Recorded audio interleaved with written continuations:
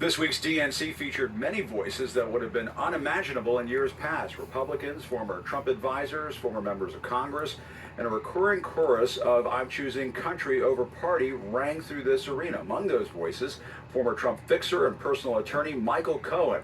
So what is the opposite of a fall from grace? Michael Cohen tells me that his turnaround over the past 8 years has him experiencing just that.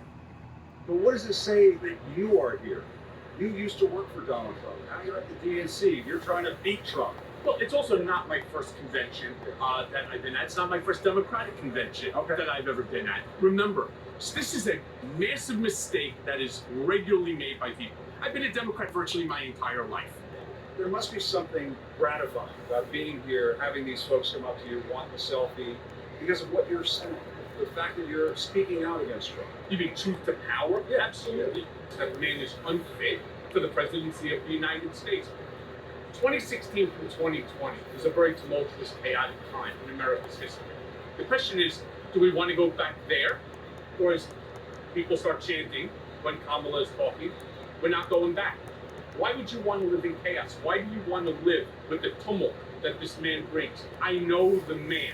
And I'm telling you, if he, God forbid, a million times wins the election, right now in 2024, there will never be another election ever again. What is going to go through Donald Trump's mind though, when he sees you, when he sees former administration people here?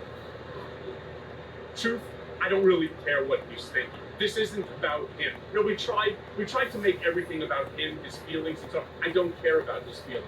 What I care about is seeing a big, gigantic blue wave come November, and not just for Kamala Harris and Tim Walz, but the entire down ballot. Trumpism is fascism, and we must eradicate it from our body politic. Otherwise, we're going to lose our democratic republic. And I did want to ask you, I mean, you know Trump very well. One day this week he says, "Oh, I like the Obamas." The next day, he's trashing. I mean, what does that tell you? I mean, before the RNC, they were saying this is a different kind of Trump. Right. And then we saw that wasn't the case. Right. He's saying it because he knows that President Obama and First Lady Michelle Obama, former First Lady Michelle Obama, was going to be here and they were going to be speaking about it. So he thinks by saying nice things about him, that it's going to change. That works if you're Donald Trump. Vladimir Putin says Donald Trump is smart. All of a sudden, it's a love affair. Kim Jong-un says nice things about Donald. All of a sudden, it's a love affair. Xi Jinping says it.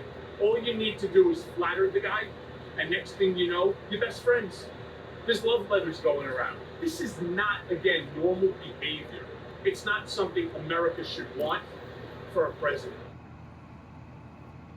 All right, everybody, thanks so much for joining me this week from the Democratic National Convention in Chicago. My hat's off to the entire team here. Thanks for taking care of us. We're back in Washington next week, where the race for the White House is now officially in full swing. Inside Politics with Dana Bash is up next. Have a great weekend.